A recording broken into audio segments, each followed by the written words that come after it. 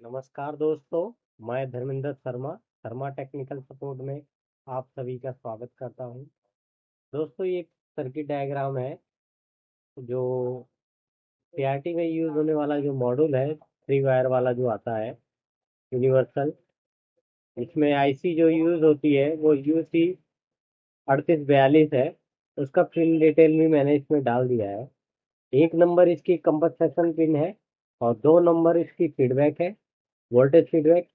और तीन number current sense, चार नंबर आरटी सिटी, और पांच नंबर इसका ग्राउंड है, और छह नंबर इसका गेट है, और सात नंबर वीसीसी, और आठ नंबर वी रेफरेंस है। तो ये सर्किट कैसे काम कर रहा है, और इसमें एक ट्रांसफार्मर आपको देखने को मिलता है, छोटा सा एसएनपीएस होता है, वो किस लिए लगाया गया है और ये कैसे इसमें वर्क कर रहा है।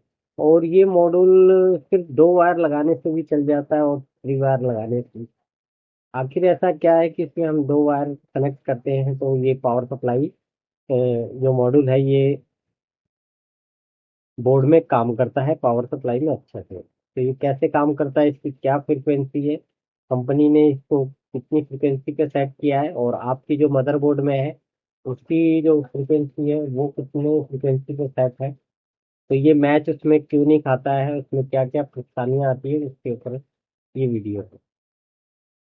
तो देखिए यहाँ से ये जो रेड वायर है, ये रेड वायर है, ये इसके ड्रेन पे आके कनेक्ट करनी पड़ती है। जो रेड वायर को ड्रेन से कनेक्ट करना होता है, ग्रीन वायर को ऑटो कपलर पे की चार नंबर पिन पे कनेक्ट करना होता है, और जो ब्लैक वायर है इसे ग्राउंड करना पड़ता है मेन फिल्टर के कैपेसिटर से। तो ये सर्किट कंप्लीट हो जाता है और हमारा एसएमपीएस वर्किंग में आ जाता है। तो देखिए यहाँ पर हमने रेड वायर यूज किया ड्रेन पे, और ये ब्लैक वायर इसके कैपेसिटर के नेगेटिव पे। तो ये सर्किट काम करने लगता है। और ग्रीन वायर हम ना यूज करें तो भी ये काम करता है। तो आखिर ये दो वायर से ही क्यों कनेक्ट हो रहा है और ये काम कर रहा है। तो देखिए यहाँ पे एक छोटा सा एसएमपीएस लगा हुआ है। इसका काम क्या है, ये 18 वोल्ट आउट करता है दोनों ही पॉइंट से, इस वाली टैपिंग से भी और इससे। अब इसको चालू होने के लिए एसी वोल्ट की जरूरत पड़ती है। वो एसी वोल्ट हमें कहाँ से मिलेगी ताकि ये वो एसएमपीएस काम करे। तो एसी के लिए यहाँ पे देखिए एक कैपेसिटर लगा हुआ है 0.1 यूएफ का। ठीक है, तो यहाँ पर एक पीएफ का लगा हुआ है नॉन पोलराइज वाला। तो ये जो इसका दूसरा सिरा है सीधा ड्रेन पे आ रहा है। अब यहाँ से ड्रेन से होते हुए इस वाइंडिंग में जा रहा है। अब ये एसएमपीएस काम कैसे करेगा। अब यहाँ तो हमें 300 वोल्ट डीसी मिल रहे हैं, तो ये कैपेसिटर जो है डीसी को पास नहीं करेगा, क्योंकि एसी को ये पास करेगा, डीसी को ये रोकेगा। तब यहाँ पर हमें चाहिए एसी वोल्ट, तब जाके ये एसएमपीएस काम करेगा। अब ये एसी वोल्ट कहाँ से मिलेंगे वो समझते हैं। तो देखिए यहाँ पे ये एनपीएन ट्रांजिस्टर एन चैनल का मॉसफेट लगा हुआ है। इसके ड्रेन पे हमने यहाँ से एसएमपीएस से गुजरने के बाद हमने यहाँ पे इस पॉइंट पे सप्लाई दे दी। अब ये नेगेटिव है, इसका ये सोर्स जो है नेगेटिव है, और ये गेट है। अब गेट पे जब ये आईसी पल्स देगी तब ये मॉसफेट एक्टिव होगा और यहाँ पे एसी वोल्ट प्राप्त होंगे, और जो एसी वोल्ट आएंगे वो यहाँ पर इसको मिलेंगे, तब ये एसएमपीएस काम करेगा। अब यहाँ से 300 वोल्ट आए, और यही स्टार्टअप जो वोल्टेज है इस ड्रेन से देखिए यहाँ पे एक 390 के का रजिस्टर भी लगा हुआ है 2 वाट में। तो यहाँ से 300 वोल्ट आए, ये स्टार्टअप रजिस्टर है, कैलकुलेटेड है। तो यहाँ पे 390 के का रजिस्टर है 2 वाट में। इस रजिस्टर का काम है कि इस आईसी को स्टार्ट कराना। इस आईसी को स्टार्ट कराना, स्टार्ट कराने के लिए देखिए यहाँ पे जो करंट चलेगा वो बहुत ही कम एम्पियर का यहाँ पे करंट चलेगा। अब इतने कम एम्पियर पे तो ये आईसी स्टार्ट होगी नहीं। तो ये रजिस्टर काम क्या करेगा, ये इस कैपेसिटर को चार्ज करेगा।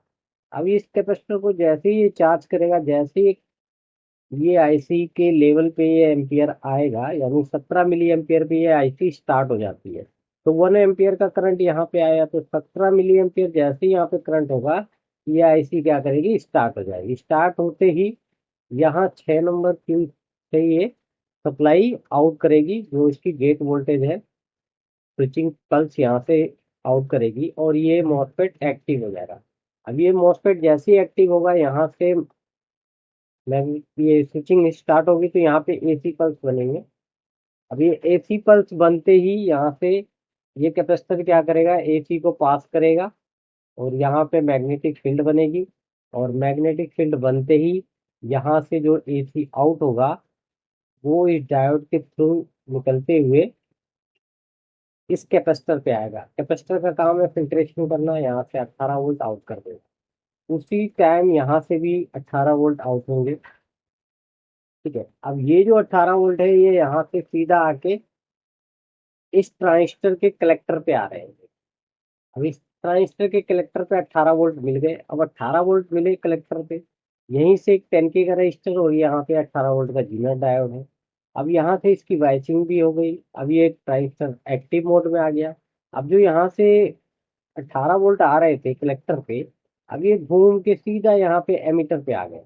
एमीटर पे आ गए और देखिए यहाँ से पहले जो 1 एम्पियर 1 मिली एम्पियर का जो करंट यहाँ चल रहा था, और यहाँ पे 17 मिली एम्पियर का करंट चाहिए था, तो यहाँ से कंटिन्यू सप्लाई जो यहाँ से आ रही है एम्पियर के साथ, वो यहाँ पे आके ज्वाइंट हो रही है वाया रजिस्टर, उस ट्रांजिस्टर के द्वारा।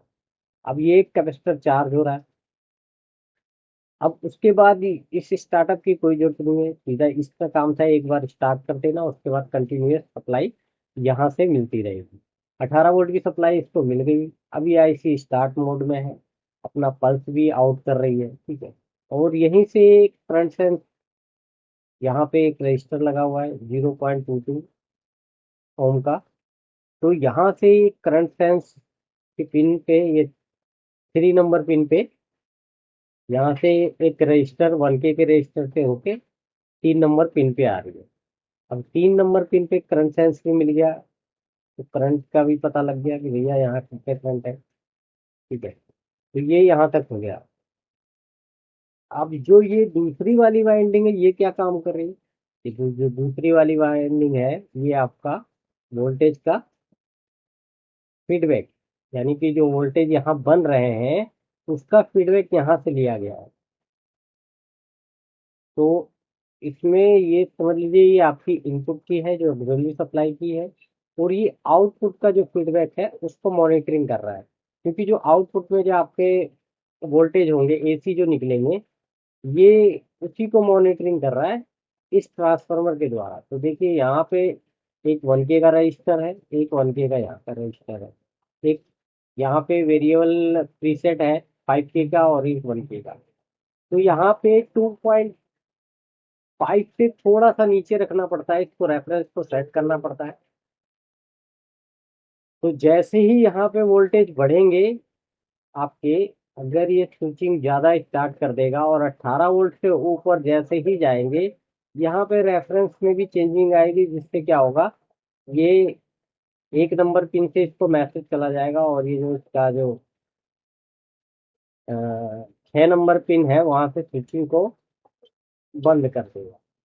तो इस तरीके से चलता रहता है, फिर स्टार्ट स्टार्ट चलता रहेगा। जैसे ही वोल्टेज कम होंगे ज़्यादा होंगे, उसके हिसाब से यहाँ पे वोल्टेज में परिवर्तन मिलता है। तो यहाँ पे हमें 2.5 से नीचे रखना होता है सेटिंग करके। तो ये प्रीसेट को इतना घुमाना होता है कि यहाँ पे जो इसका जो फीडबैक है वो उस लेवल पे आके सेट हो जाए। उसके बाद ये प्रीसेट का कोई काम नहीं है। आपको अगर कैलकुलेशन करनी है, तो इसका टोटल करके यहाँ पे 2.5 का रेफरेंस आपको सेट करना होगा। तो ये आपकी जो आईसी को फीडबैक मिल जाएगा कंपनसेशन पिन पे। देखिए यहाँ पे नेगेटिव फीडबैक है, जो इधर से फीडबैक आएगा आपका ऑटो कपलर से। हम इसको यूज भी नहीं करते तब भी ये चलता है। तो ये रेफरेंस सेट करेगा, और 1 नंबर कंपनसेशन की पिन है, और 2 नंबर इसका वोल्टेज फीडबैक है, और 3 नंबर इसका करंट सेंस, 4 नंबर इसका आरटीसीटी है। तो आरटीसीटी देखिए यहाँ पे फ्रीक्वेंसी सेट होगी, जब हम इसको 18 वोल्ट देते, 18 वोल्ट जब इसको मिलता है इस आईसी को, तो ये आईसी क्या करती है, 5 वोल्ट का वोल्टेज रेफरेंस आउट करती है। यहाँ से 5 वोल्ट यहाँ पे मिलेंगे आपको 8 नंबर पे, और यहीं से एक 6.8 के का रजिस्टर लगा हुआ है। उसके बाद यहाँ पे 10 नैनो फैराड का कैपेसिटर लगा हुआ है। तो इन दोनों की कैलकुलेशन के जब आप करेंगे तो कंपनी इसको 25 किलो हर्ट्ज की फ्रिक्वेंसी पे सेट करके ये मॉड्यूल मार्केट में निकालती है। अब होता क्या है कि जब आप इसको मदरबोर्ड में लगाते हैं, आप कॉम्बो वगैरह में या किसी में भी, तो जो कंपनी ने आपकी जो आपका जो इसमें एसएमपीएस लगा हुआ है, उसके जो चॉपर की जो फ्रीक्वेंसी उन्होंने कैलकुलेट करके जो ट्रांसफार्मर को डिजाइन किया है, उसकी फ्रीक्वेंसी ज़्यादा होती है। और आप जो इसको लगा रहे हैं, इसकी जो फ्रीक्वेंसी कंपनी ने सेट किया है, वो कम फ्रीक्वेंसी पे इसको सेट करके दिया है। तो इसलिए ये मॉडल इस पे सुटेबल नहीं हो पाता है, कभी कभी दिक्कत आती है लगाने में, और इस प्रीसेट की वजह से भी सेट खराब हो जाता है। तो इस प्रीसेट को आपको इतना कैलकुलेशन करना है कि यहाँ पर जो वोल्टेज है वो 2.5 से नीचे रहे थोड़ा, मिली वोल्ट में, तो आपका ये वर्किंग करेगा। और प्लस यहाँ जो आर टी सी टी है, इसका भी आपको ध्यान रख के आपको अपने जो जो सप्लाई ओरिजिनल वाली थी उसके अंदर क्या लगा हुआ है, उसके अनुसार आपको यहाँ पे सेटिंग करनी होती है। तो ये मॉडल बहुत अच्छा चलेगा फिर आपके बोर्ड में। तो यहाँ पे ये सारी चीज़ें ध्यान देनी होती है, ये ध्यान देना होना होता है, और एक यहाँ से वोल्टेज का फीडबैक है, तब ये आपका काम करेगा। अब ये 25 किलो हर्ट्ज की फ्रिक्वेंसी पे है, और जो और इसका अगर 50, इसका जो ड्यूटी साइकिल होगा वो उससे भी कम हो जाएगा, इसका हाफ हो जाएगा इसका। तो कहाँ से चलेगा ये मॉडल आपके उसमें? तो इसके लिए आपको सेटिंग करनी पड़ेगी, और जो आप दूसरा मॉडल लगाते हैं या कोई और, तो वो चल जाता है, क्योंकि इसकी फ्रिक्वेंसी जो है OB2263 वाली, तो उसमें कंपनी फ्रिक्वेंसी को बढ़ा के देती है, तो वो काम कर जाता है उस जगह पे। तो इसमें कम फ्रिक्वेंसी पे सेट किया हुआ है। अगर आप चाहते हैं इसको, तो आपको पहले तो ओरिजिनल पावर सप्लाई में आपको देखना पड़ेगा कि कंपनी ने उस पे कितना फ्रिक्वेंसी सेट करके दिया है, तो उसी फ्रिक्वेंसी पे आप काम करेंगे तो ये काम करेगा। अब ये ट्रांसफार्मर क्या काम कर रहा है, तो देखिए ये जो इधर का हिस्सा है ना, ये आपके ऑक्सिलरी सप्लाई में भी रहता है। तो ऑक्सिलरी सप्लाई में आप यहाँ से कट करेंगे, अगर आप चाहते हैं कि आउटपुट में काम करना है, तो आप यहाँ से एक वायर यहाँ से उठाइए और एक वायर यहाँ से उठाइए, ये वाला, ये ये वाला, और आउटपुट के जो डायोड से पहले जो लगा हुआ है वहां से आप दे देंगे, तो ये आपका वहां से भी फीडबैक उठाएगा। बस इसका ये इतना ही काम है। जैसे ही मैग्नेटिक आईसी स्टार्ट होगी, इसमें मैग्नेटिक इसमें स्विचिंग होगी, और जो फर्स्ट ट्रांसफार्मर का जो प्राइमरी सेक्शन है, वो ट्रांसफार्मर है, उसमें जो मैग्नेटिक फील्ड बनेगी, तो आपका जो चॉपर ट्रांसफार्मर लगा है उसकी जो कोर है वो एक ही से ही कंबाइंड होती है दोनों। तो जब मैग्नेटिक फील्ड बनेगी तो आपके आउटपुट में भी वोल्टेज बनेंगे और आपके ऑक्सिलरी में। तो जैसे ये बनेंगे उसका फीडबैक ये लेके यहाँ से आपको ऑटो कपलर के द्वारा, इसके द्वारा इसको फीडबैक मिल जाएगा और ये काम करना स्टार्ट कर देगा। तो इस तरीके से ये स्टार्ट होता है। अब ये एक रजिस्टर और एक कैपेसिटर, यही फ्रिक्वेंसी को सेट करते हैं कि जो आपको स्विचिंग करानी है, ट्रांसफर जो आपका जो एसएमपीएस है उसमें जो स्विचिंग करानी है, वो कितने किलो हर्ट्ज की फ्रीक्वेंसी है, और उसका जो duty cycle on time of time होगा वो कितना होगा, उसी पे निर्भर करता है कि कितना ये आपको करना है। तो आप इसको कैलकुलेशन करके अपने हिसाब से 100 का, 70 किलो हर्ट्ज, 50 किलो हर्ट्ज, अब ये 25 किलो हर्ट्ज पे डिजाइन किया हुआ है, तो आप अपने हिसाब से जितनी आपकी रिक्वायरमेंट है उसके हिसाब से आप यूज कर सकते हैं। अब ये ग्रीन वायर हम ना भी यूज करें तो भी ये मॉडल चलता है, क्योंकि इसका हमने वीसीसी फीडबैक सब यहीं से हमने इस ट्रांसफार्मर को लगा के ही काम करा दिया है। इसलिए ये काम करता है। इसका देखिए 1 नंबर कंफर्ट सेक्शन है, 2 number voltage feedback. 2 number voltage feedback है, वोल्टेज का जो है उसका फीडबैक यहाँ पे बताना होगा। ठीक है, तो 2 नंबर पे जितना वोल्टेज है उसके फीडबैक को बताना पड़ता है, तो वोल्टेज फीडबैक हो गया। अब ये CS है, IS हो गया, करंट सेंस। ठीक है, करंट सेंस यहाँ से मॉनिटरिंग कर रहा है, जो यहाँ से करंट बहेगा उसको मॉनिटर करेगा ये इस रजिस्टर के द्वारा। और 4 नंबर इसका RTCT है, और 5 नंबर ग्राउंड है, 6 नंबर इसकी गेट की वोल्टेज है, और 7 नंबर इसका VCC है, और 8 नंबर इसका वोल्टेज का रेफरेंस है। रेफरेंस यहाँ से है। आप यहाँ से भी इसको, यहाँ से ना देना चाहे तो यहाँ से भी सेट हो जाता है, अगर आप करना चाहें तो इससे भी हो जाता है। बाकी इस सर्किट का पूरा डायग्राम मैंने दे दिया है। और अब इस ट्रांसफार्मर की कंफ्यूजन नहीं रहेगी किसी को कि ये कैसे काम कर रहा है।